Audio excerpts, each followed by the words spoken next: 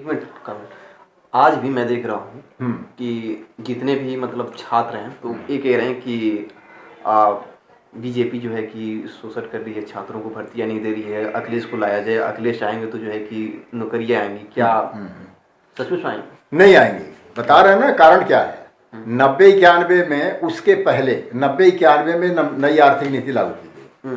देखिए, एक साथ एक चीज और भी जोड़ दें इसी के साथ, नई आर्थिक नीति की बात करेंगे हम। वो जैसे उन्होंने कहा कि हम सन 22 में किसानों की आय दुगनी कर देंगे। अच्छा, कैसे दुगनी कर देंगे?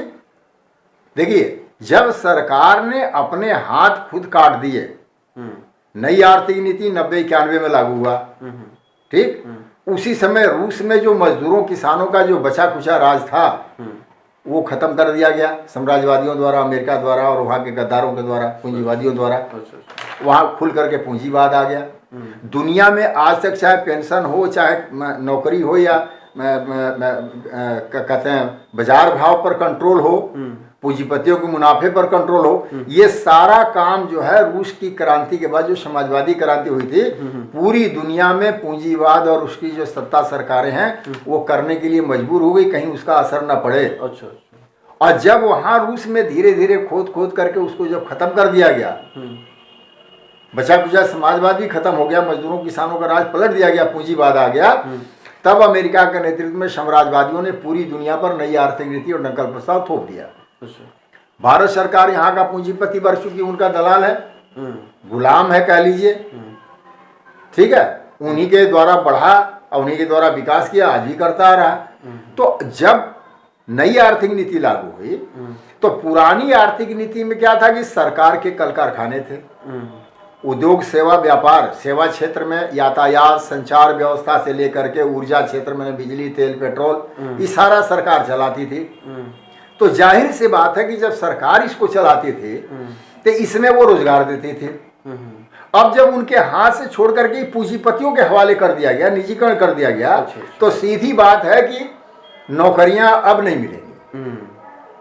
दूसरी बात क्या करिए, जब ये कहा जाता है कि सरकारी नौकरियों में खाली रिक्त पदों को भरो, तो नौकरियां अब सरकारी रही नहीं जाएगी। रेलवे से लेकर आईटी सेक्टर हर जगह, अब आप कचहरी में या किसी सरकारी कार्यालय में चले जाइए, स्कूल में, अस्पताल में, हर जगह निजीकरण हो गया है और निजी लोग जो है उसको चला रहे हैं। तो जाहिर सी बात है कि उस पर अब नौकरियां नहीं मिलेंगी, बल्कि बहुत होगा तो संविदा ठेके पर लोगों से काम चलाया जाएगा, अर्थ रोजगार मिलेगा।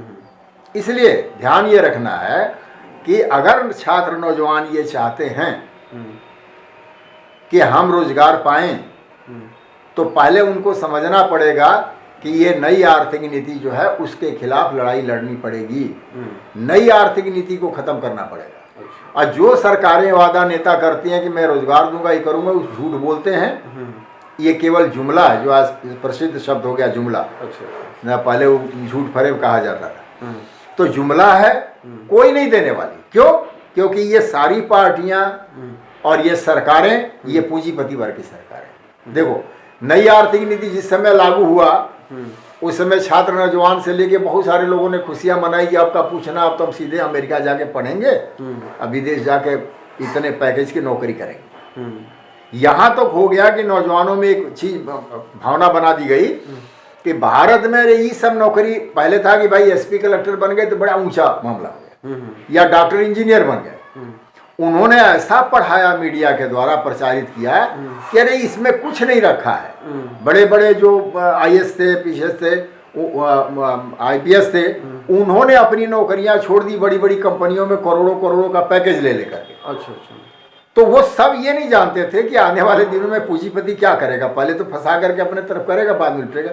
जैसे किसानों को खाद बीज मुफ्त में दे करके खेतियां लहलवा दिया, फायदे हुए, और बाद में वही मांगा करते करते उनको लूट करके आज आत्महत्या के लिए मजबूर कर दिया, और कह रहा कि सारी खेतियां हमें दे दो।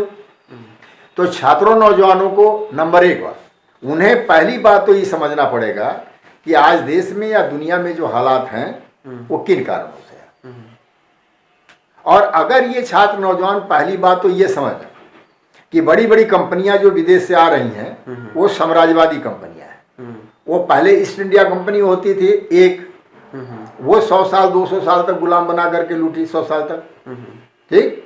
और अब जो है कई बहुराष्ट्रीय कंपनियां जो भारत में आती हैं, पहले जो लोग ये समझते हैं कि भाजपा राष्ट्रवादी है या फलाना राष्ट्रवादी है, यहाँ सारे के सारे राष्ट्रद्रोही हैं। विदेशी पूंजीपतियों को, बहुराष्ट्रीय कंपनियों को भारत में ले आकर के भारत के मेहनत कशों की, मजदूरों, किसानों और माने मानसिक शारीरिक श्रम की लूट करवाती हैं, ठीक है, और प्राकृतिक संसाधनों की लूट करवाती हैं। पहली बात ध्यान रखिए। और इस तरीके से जो इस देश का पूंजीपति है, अगर वही लूटता तो ये कहते कि भाई ये समाज को लूटता है, यहाँ के मजदूरों, किसानों को लूटता है, मानसिक शारीरिक श्रम को लूटता है, लेकिन वो राष्ट्रवादी कहलाता है, राष्ट्रवाद रहता है। लेकिन जो विदेशियों से लुटवा रहे हैं, अब देखिए विपक्षी पार्टी कांग्रेस ने विदेशियों को लुटवाने के लिए बुलाया, सपा, बसपा, भाजपा से लेके अब वामपंथ सारी पार्टियों ने कहा कि देश की इज्जत, आजादी दोनों गिरवी रख दिया है मनमोहन सिंह की सरकार ने विदेशियों के हाथ में। अच्छा। और उसके बाद हर लोग जो है बार बार में सत्ता में आए, बार बार, और बार बार उन्हीं कंपनियों को बुला रहे हैं। और उस तरह से अब वो जब कंपनियां आएंगी, हाई तकनीकी नई मशीनें लेके आएंगी, तो उसमें है कि कम से कम लोगों से काम लिया जाएगा, ज्यादा लोगों को नौकरी नहीं देगी, बेरोजगारी बढ़ेगी। इसलिए छात्रों, नौजवानों को पहला काम तो ये कि दंगल प्रस्ताव क्या है, नई आर्थिक नीति क्या है, इसके बारे में पूरी जांच करें, खोज खबर करें, अध्ययन मनन चिंतन करें, ठीक है। और उसके पीछे जो मालिक वर्ग है, देशी विदेशी पूंजीपति वर्ग, आज जो विदेशियों को बुलाते हैं, देश को लुटवाते हैं, वो सबसे बड़े राष्ट्रद्रोही हैं, चाहे किसी पार्टी के हों या कोई नेता, विद्वान, कोई भी कर्मचारी हो। तो एक तो ये है कि उसको पढ़ के और फिर इस बात को कि कैसे कैसे ये चीज़ें हुई, उन्हें मांग करनी चाहिए कि पहले पुरानी आर्थिक नीति फिर से लागू करो, निजीकरण का खात्मा करो, सरकारीकरण लाओ। ये जब तक वो लड़ करके विजय हासिल नहीं करेंगे, जैसे किसान विजय हासिल किए, वो भयंकर निजीकरण हो रहा था, 3 कानून के द्वारा किसानों की जमीन सारी चीज छीन ली जाती, उन्होंने लड़ करके उसको वापस करा दिया, उनकी जमीनें बच गई, पूंजीपतियों के हाथ में निजीकरण होने से बच गया। उसी तरह छात्र नौजवानों को भी रेलवे से लेकर के तमाम जो विभाग है, सेवा मैंने चिकित्सा है, शिक्षा है, या मतलब कह लीजिए आपका ऊर्जा क्षेत्र है, यातायात, संचार व्यवस्था है, तो सारी चीज़ों को फिर से वापस सरकारी क्षेत्र में लाने के लिए लड़ना पड़ेगा। कामरेड, एक और बात है, लोग मतलब लोगों के जहन में ये है कि कहते हैं कि जो सरकारी संस्था है ठीक ढंग से काम नहीं करता, जिसकी वजह से जो है कि प्राइवेट अच्छा है। इसमें क्या विचार है? वही तो बात हुई, पहले तो बड़ी खुशियां मनाए, छात्र नौजवान भी खुशियां मनाए कि निजी क्षेत्र में तो ठीक से विकास होगा। तो उन्हें ये नहीं पता था कि पूंजीवाद कैसे लोगों को पढ़ाता है। सरकारी क्षेत्र में काम नहीं होता है, विकास नहीं होता, निजी क्षेत्र में होता। तो निजी क्षेत्र में क्या होगा? निजी मुनाफा ना होगा। दूसरी बात और समझना चाहिए कि सरकारी क्षेत्र में मैक्सिमम बैंक से लेके कई कारखाने वो निजी क्षेत्र के थे। जब वो दिवाला हो गया, निजी क्षेत्र बर्बाद कर दिया उसको, तो सरकार ने उसका राष्ट्रीयकरण किया, मैंने सरकारीकरण किया, इंदिरा गांधी ने। अच्छा। प्रीविपर्स खत्म किया।